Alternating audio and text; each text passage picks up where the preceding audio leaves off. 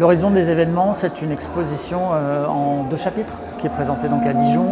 Le premier chapitre est présenté à l'Athénéum et le deuxième à Saint-Jean-d'Hiver. On peut les voir dans un sens ou dans un autre, peu importe.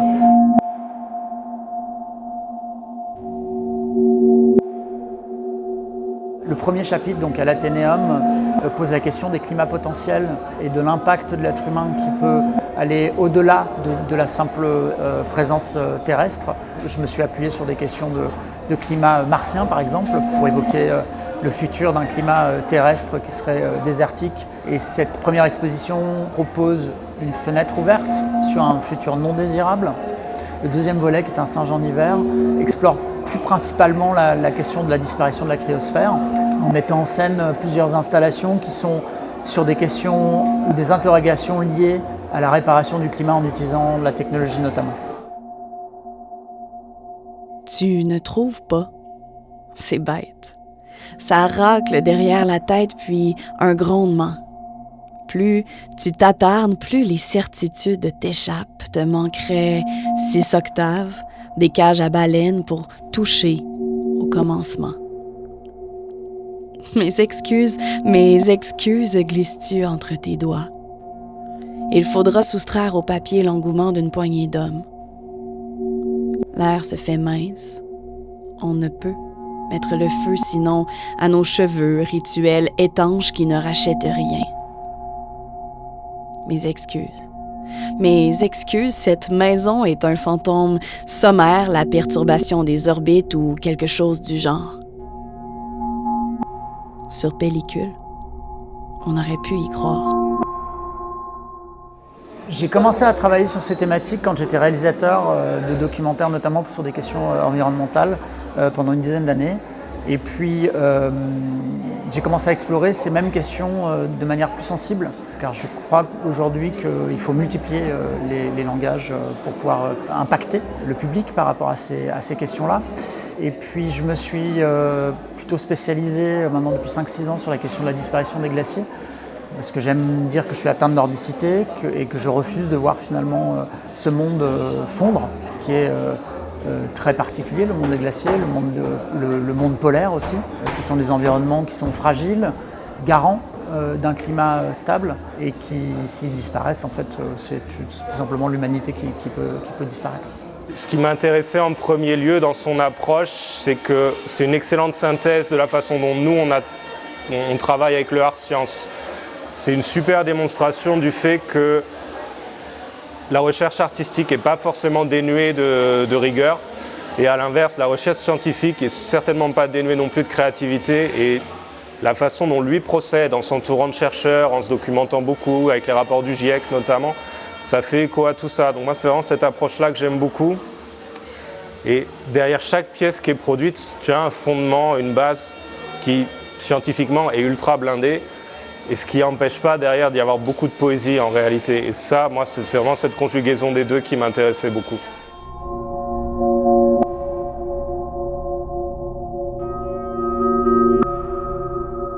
Je suis un plasticien qui se définit sans médium. Donc je n'ai pas de médium particulier. Je vais le choisir en fonction de ce que j'ai envie d'évoquer et de l'aspect sensible que j'ai envie de mettre en scène dans mes installations. Donc je vais effectivement manier à la fois de la vidéo 360, puisque la pièce qui est à l'Athénéum principale, qui s'appelle Nos Météores, est une pièce en vidéo 360, de la glace ou des machines absurdes qui sont inventées de toutes pièces pour pouvoir évoquer la question de la réparation du climat avec une certaine forme d'ironie, terrifiante aussi, mais d'une certaine forme d'ironie, parce que la machine est absurde. Donc voilà, je vais avoir différents types de pièces qui vont aussi amener des interrogations différentes pour le spectateur, tantôt poétiques, tantôt plus politiques. Tu dis, l'homme est au centre. Tout doit lui revenir. La somme de nos jours, l'étendue de nos recherches, les vertiges arabes, les océans et outils de navigation, nos plus beaux habits, nos poignets cassés, une dent devenue trop petite. Les œuvres exposées ici m'ont interpellée parce que c'est une manière de réfléchir sur les processus de connaissances scientifiques, notamment l'œuvre qui mobilise un algorithme pour étudier les propriétés des icebergs et générer par un algorithme évolutionniste ce qui serait le glacier parfait. Et il y a une réflexion sur les modes de connaissance qui est nourrie par une certaine ironie aussi, de dire finalement est-ce que nos modes de connaissance et les technologies qu'on élabore ne sont pas un petit peu absurdes et dérisoires par rapport à ce phénomène auquel on fait face, qui est la destruction de notre environnement. Mais en même temps, il y a chose très très belle qu'on voit, qui est la glace en train de fondre, dont les aspects changent de seconde en seconde. Et en fait, au bout d'un moment, notre réflexion conceptuelle, notre interpellation critique, elle laisse aussi place à l'étonnement et l'émerveillement devant ce qui est en train de se passer sous nos yeux et qui change de seconde en seconde.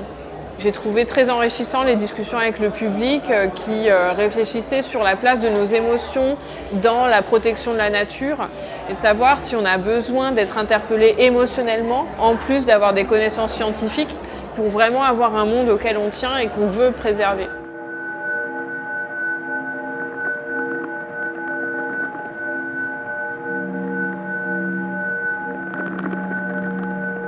Je me situe au niveau de l'échelle du sensible, c'est-à-dire que mes pièces évoquent des phénomènes qui sont souvent, qui nous dépassent par leur ampleur, soit parce qu'on les a mis en action, soit parce que ce sont des phénomènes qui sont gigantesques. Et une des spécificités que j'ai dans mon travail, c'est de miniaturiser finalement ces phénomènes-là. Tipping Point, qui est une pièce qui est présentée à Saint-Jean-d'Hiver, représente un glacier qui est placé sous une cloche en verre. C'est un glacier sous perfusion. Une goutte vient le nourrir régulièrement. Le but du jeu étant de le rendre éternel. Mais la question qui était derrière aussi, c'était si je mets en route un glacier, je vais avoir besoin de refroidir finalement cette glace, de la garder à l'état gelé. Et je ne peux pas faire cette pièce-là si je suis obligé de dépenser une quantité d'énergie astronomique. Donc la taille me permet de limiter le coût énergie de cette pièce-là. Je me fixe moi-même des limites à ne pas dépasser. Donc pour Tipping Point, typiquement, je me suis fixé comme limite la quantité d'électricité générée par mon chargeur d'ordinateur, qui était pour moi une échelle sensible que je pouvais par ailleurs traduire auprès du public et en parler. L'horizon des événements n'est que bruit à ton corps. Tu avales ce qu'il y a d'écho dans l'air, suce, roche, tire, l'énergie t'abrille avec. Ce qui est stérile trouve refuge à ta bouche, résiste le temps, toute mort annoncée sont vaines.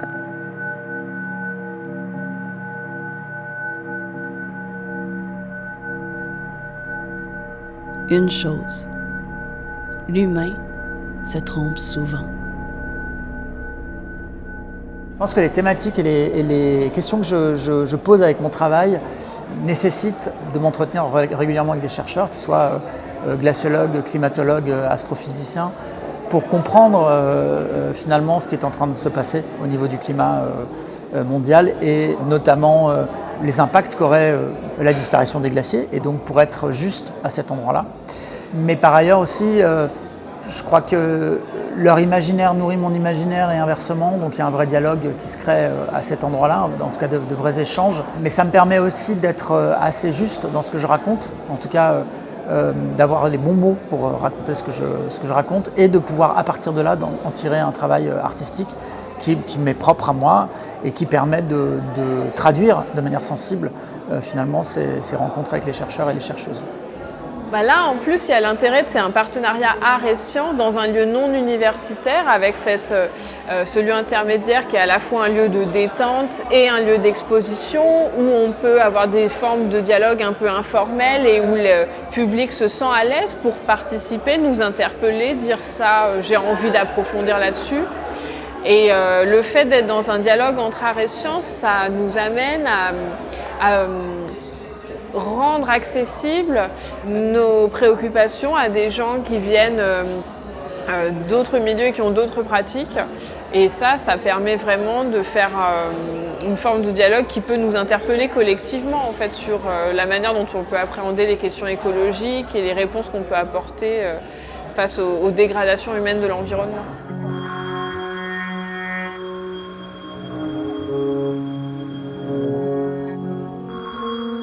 Nous, ça fait à peu près 1 an et demi qu'on est vraiment positionné sur l'aspect art-science. Ce n'était pas forcément dans le projet initial du lieu. Les opportunités et le fait que ce ne soit pas traité sur le territoire, ce type de problématiques nous ont conduit là-dessus. L'Athénéum était le seul avant nous et encore, ils le font d'une façon assez différente. Donc il y a une vraie complémentarité entre les deux structures. De la même manière, il y a eu cette rencontre avec un chercheur hier là-bas qui traitait plutôt de la question de la place de l'homme dans l'univers. Chez nous ce soir, c'était une philosophe qui s'intéressait plutôt à notre rapport à la nature. Donc voilà, il y a toutes ces complémentarités-là, nous intéressaient beaucoup en fait.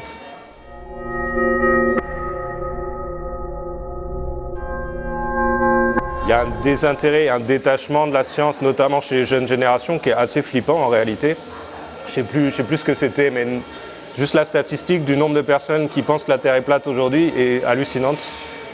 Et d'avoir une approche scientifique, donc un peu plus sensible, un peu plus pop de tout ça, je pense que ça peut être un moyen aussi de raccrocher les wagons.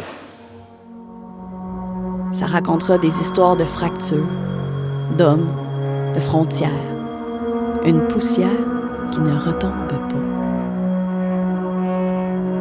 La nuit touche à sa fin. Tu peux toujours courir, enjamber le premier pli de la roche, entrer en son lit vers ce qui pointe.